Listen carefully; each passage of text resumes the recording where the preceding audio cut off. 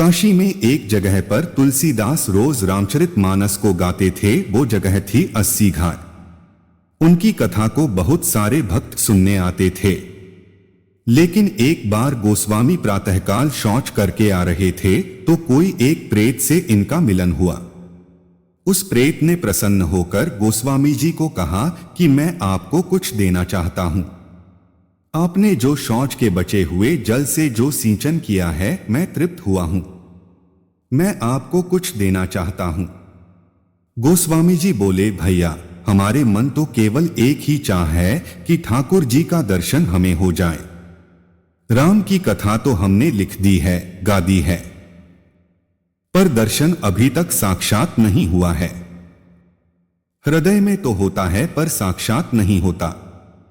यदि दर्शन हो जाए तो बस बड़ी कृपा होगी। उस प्रेत ने कहा कि महाराज, मैं यदि दर्शन करवा सकता तो मैं अब तक मुक्त न हो जाता। मैं खुद प्रेत योनि में पड़ा हुआ हूं।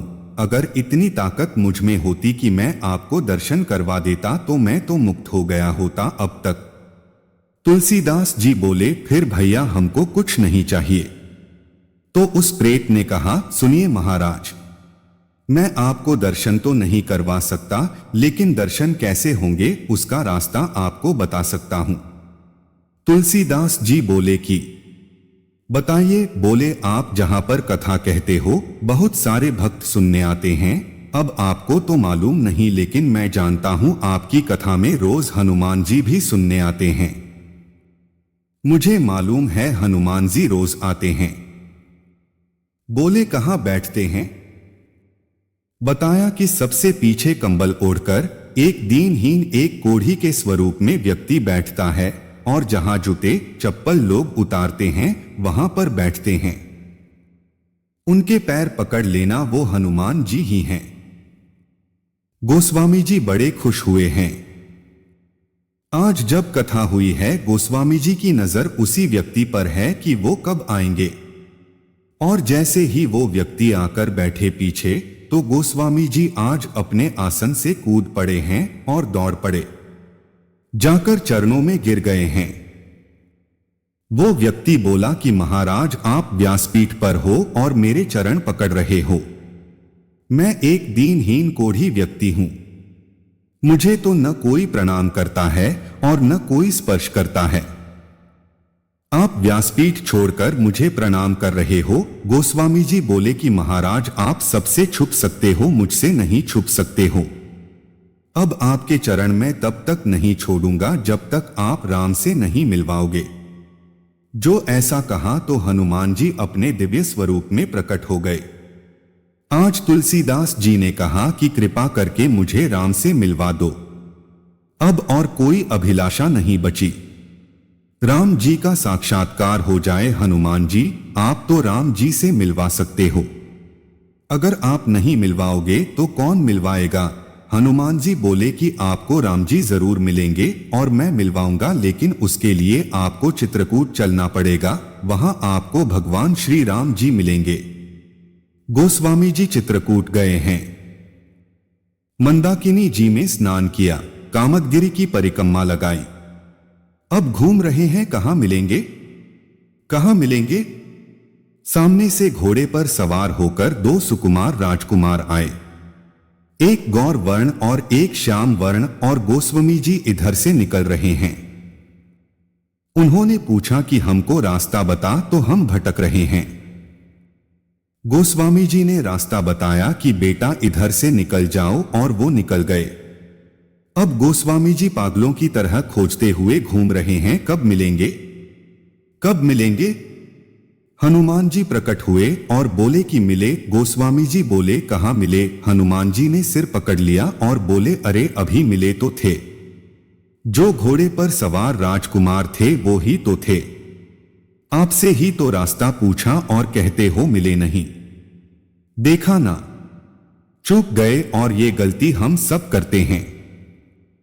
न जाने कितनी बार भगवान हमारे सामने आए होंगे और हम पहचान नहीं पाए। कितनी बार वो सामने खड़े हो जाते हैं, हम पहचान नहीं पाते।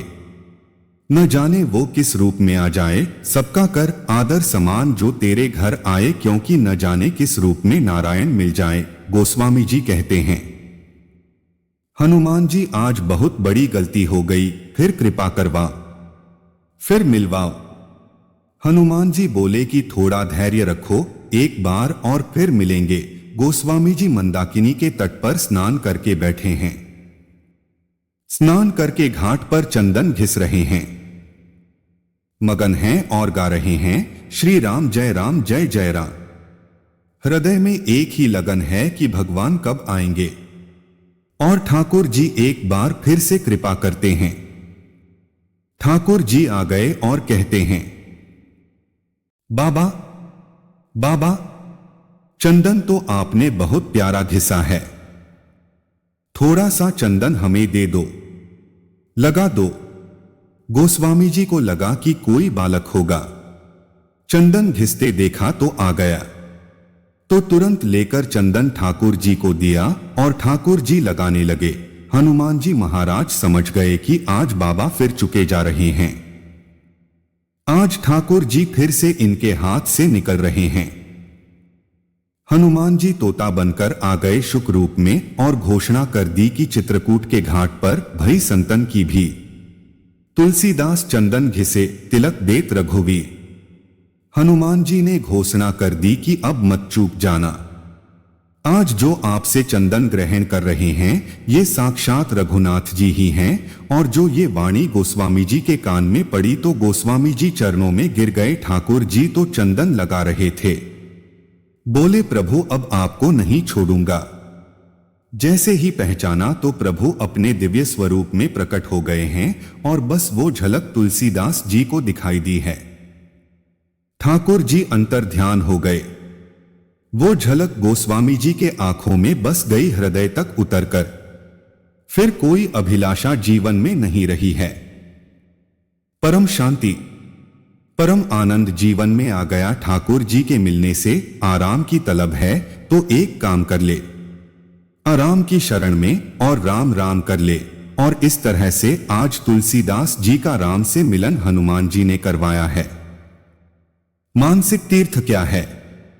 सत्य तीर्थं, क्षमा तीर्थं, तीर्थमिंद्रिय निग्रह, सर्वभूत दया तीर्थं, तीर्थमार्जवमेव च, दान तीर्थं, दमस्तीर्थं, संतोषस्तीर्थमेव च, ब्रह्मचर्यं परं तीर्थं, नियमस्तीर्थमुच्यते, मंत्राणा तु जपस्तीर्थं, तीर्थं तु प्रियवादिता, ज्ञान तीर्थं, धृतस्तीर्थं, हिंसा तीर्थमेव च, आत्मतीर्थं, ध्यान तीर्थं, पुनस्तीर्थं, शिवस्मृति। अर्थात सत्य तीर्थ है, क्षमा तीर्थ है, इंद्रिय निग्रह तीर्थ है, सभी प्राणियों पर दया करना, सरलता, दान, मनोनिग्रह, संतोष, ब्रह्मचर्य, नियम, मंत्र जप, मीठा बोलना, ज्ञान, धैर्य, अहिंसा, आत्मा में स्थित रहना, भगवान का ध्यान और भगवान शिव का स्मरण, ये सभी मानसिक तीर्थ कहलाते हैं। शरीर और मन की शुद्धि, यज्ञ, तपस्या और शास्त्रों का ज्ञान, ये सबके सब तीर्थ ही हैं। जिस मनुष्य ने अपने मन और इंद्रियों को वश में कर लिया वह जहां भी रहेगा वही स्थान उसके लिए नैमिषारण्य, कुरुक्षेत्र, पुष्कर आदि तीर्थ बन जाएंगे। विशेष संदेश: अत मनुष्य को ज्ञान की गंगा से अपने को पवित्र रखना चाहिए, ध्यान रूपी जल से रागद्वेष रूपी मल को धो देना चाहिए और यदि वह सत्य, क्षमा, दया, दान, संतोष आदि मानस तीर्थों का सहारा ले ले तो जन्म जन्मांतर के पाप धुलकर परम गति को प्राप्त कर सकता है। भगवान के प्रिय भक्त स्वयं ही तीर्थ रूप होते हैं। उनके हृदय में भगवान के विराजमान होने से वे जहां भी विचरण करते हैं वही महातीर्थ बन जाता है। साभार। जय श्री राम। यदि आप हमें सब्सक्राइब नहीं कर रहे हैं तो शायद आप बेहतरीन चीजें छोड़ रहे हैं, इसलिए चैनल को अभी सब्सक्राइब करें।